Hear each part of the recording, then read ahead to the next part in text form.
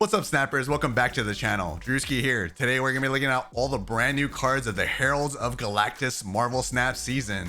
We're gonna be looking at all the brand new cards. I'm gonna be giving a star rating for every single card and giving you some insight if the cards are worth picking up or skipping. If you like this type of content, please give it a like, please subscribe to the channel. I'd love to hear your rating for every single card this season of Marvel SNAP, and let me know in the comments below.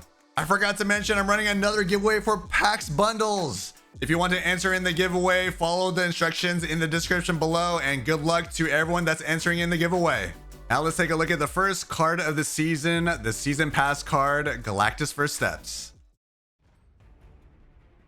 So Galactus First Steps is a 6-cost, 12-power card with the ability of My Herald is the next character I see you play.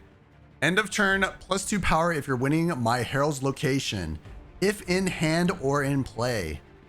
So I believe the card has massive power potential. I did review this card in the video above, the snapper skip video for Galactus.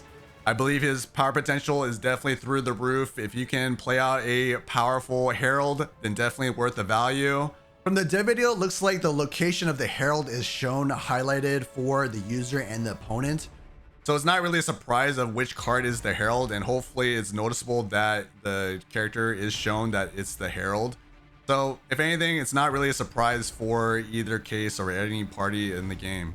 I feel like this season pass card definitely brings some deck building knowledge that you have to build out a certain deck for him. I feel like ramp is definitely a good option for him if you want to ramp him out early. But I would say, I think his home is definitely going to be location control. Like if you imagine if you storm a lane and then gain power in that lane constantly, you know, Galactus definitely should be getting power. Now let's take a look at the second card of the season, Silver Surfer First Steps. Silver Surfer First Steps is a 3-cost, 4-power card with the ability of end of turn. If you're winning this location with an on reveal card, copy its text. It's a 4 out of 5 stars for me, and it's a series 4 card. Unfortunately, it's available through the super premium season pass, just like the Fantastic card. So if you're looking forward to this card, if you're free to play, then you're definitely gonna have to wait. She should work very well in the Silver Surfer archetype. Of course, Silver Surfer archetype has a lot of on reveals. She's a 3-cost card. Boosting power, again, if you can repeat on reveals, should be very good. There are 2 other archetypes that she could potentially work in, like the end of turn and location control. End of turn cards like Fantastic card, Invisible Woman, definitely synergize well with her. Location control, if you lock out a certain lane and you're continuously winning that lane, then Silver Surfer has value there. The only negative that I see with this card is that it's kind of random in a way. If you have multiple on reveals in that lane, it will choose a on reveal card randomly in that lane, so you definitely have to be careful of that. But if you plan your board correctly, then she should trigger the on reveal that you want in that lane. Now let's take a look at the next card, Stardust. So Stardust is a 4-cost, 7-power card with the ongoing ability of cards can't be added to locations except by playing or moving them. I gave him a 4 out of 5 stars. He's a series 5 card, and he will be available through the seasonal series 5 pack or with tokens. This card has the potential to be a meta shaker, especially being a tech card against cards like Hela, for example, a Clog, tokens. There's so many different archetypes that this card hard counters, so be careful if you face this type of card. Right now, I would say you don't have to worry too much with this card, but again, it really depends on how dominant those archetypes are that this card counters.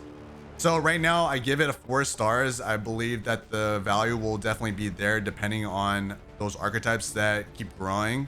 Now let's take a look at the next card, Nova Frankie Raye.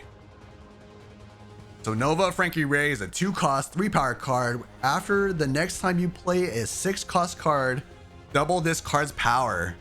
I gave her a 3.5 stars. It's a series 5 card available on the 12th. For seasonal series 5 pack or for 6k tokens. This card has the ability to grow in massive amount of power. It really depends on how you build out a deck for Nova. If you build out a ramp style deck, if you're throwing down a lot of big cost cards, then I would see the value in this card. I did rank Nova quite low because those decks are not quite popular, especially ramping out cards like those big cost cards. So I wouldn't say you have to worry too much about this card. If you like that style of card, then definitely go pick up this card. Doubling up that power, I think from the dev video, there's a lot of power that definitely can be generated through her. Especially being a 2-cost card, I think the 2 cost is really good that you can play her out early and then just work on trying to get out those big cost cards. But I would say it's very dependent on draw. So I give it a fair 3.5 stars because draw is very important in Marvel Snap. Now let's take a look at the next card of the month, the Fallen One. The Fallen One is a 5-cost, 5-power card with the on-reveal ability of set your max energy equal to this card's power. I gave him a 5 out of 5 stars. It's a Series 5 card available on the 19th for seasonal Series 5 Snap Pack and 6K tokens. This is my 5-star of the month. Spoiler alert. For the Fallen One, I believe getting max energy is very good. Technically, there's really no counter against max energy, so that's a plus for this card.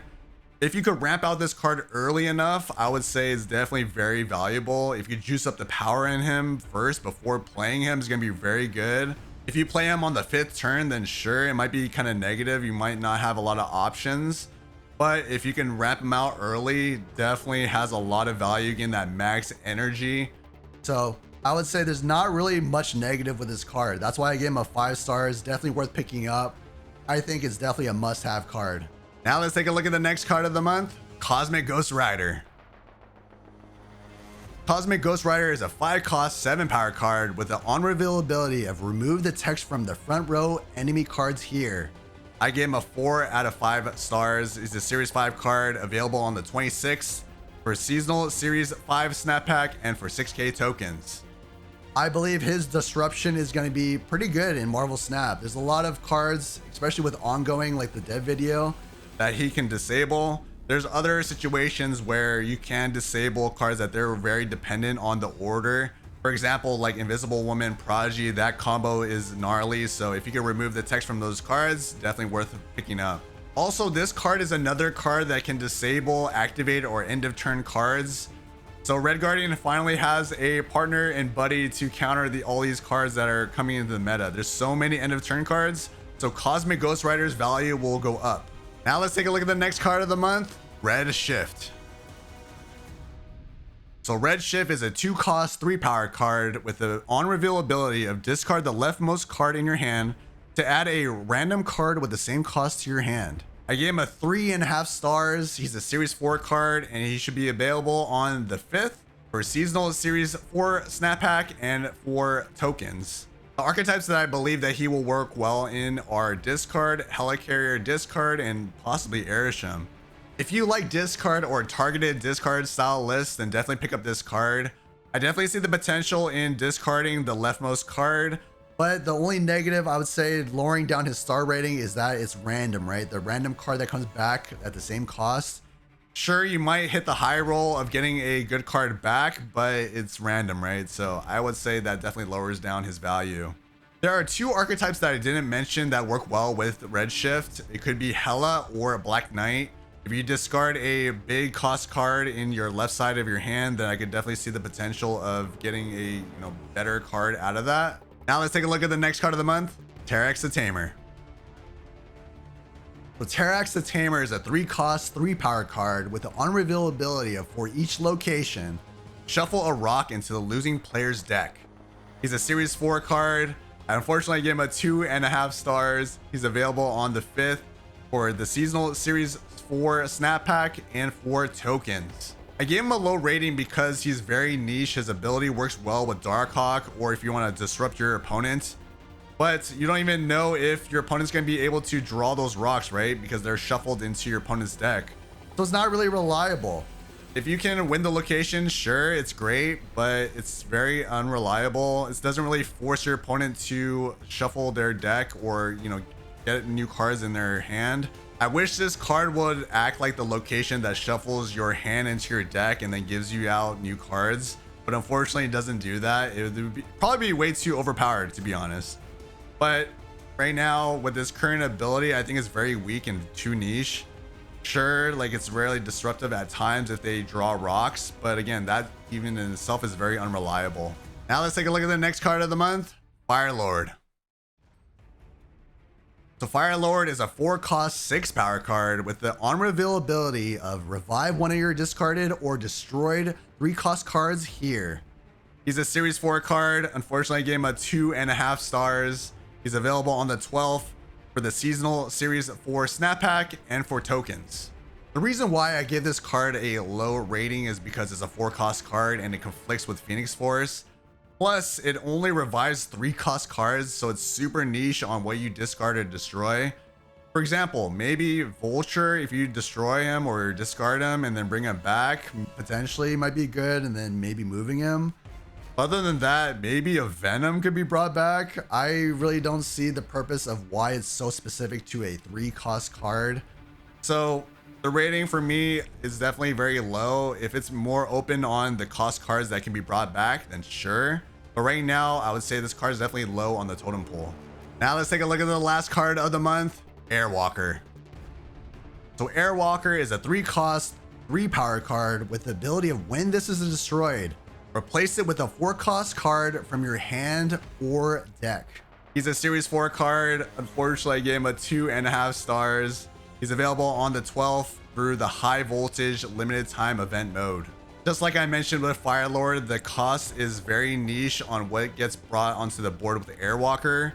Of course, you have to destroy it first in order to get that ability to go off, which is another hurdle.